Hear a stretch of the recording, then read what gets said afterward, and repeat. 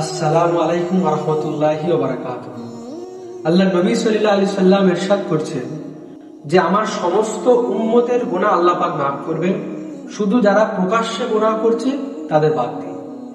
আর প্রকাশ্যে গুনাহ যারা করছে তাদের মধ্যে এটাও তার মধ্যে অন্তর্ভুক্ত যে রাত্রে কোনো গুনাহ করে, তখন আল্লাহ পাক তাকে সেই রাত্রের গুনাহ থেকে তার রহমতের পর্দা দিয়ে তাকে সেই গুনাহ আর দুনিয়ার কাউকে আল্লাহ পাক দেখতে দেয় না।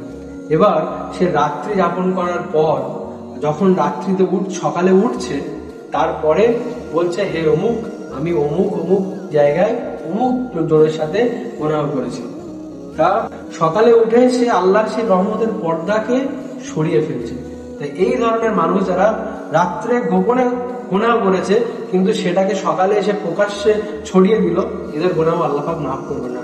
সেই জন্য আমরা খুব সাবধানতা অবলম্বন করব যে আমরা প্রকাশ্যে গুনাহ করবো না। গুনাহ আমাদের সবার হবে, কিন্তু খুব খুব খেয়াল করা যে কোনোভাবে গুনাহ যেন প্রকাশ্যে না আমরা নিজেরা গর্ব করে সেটাকে আবার বলি।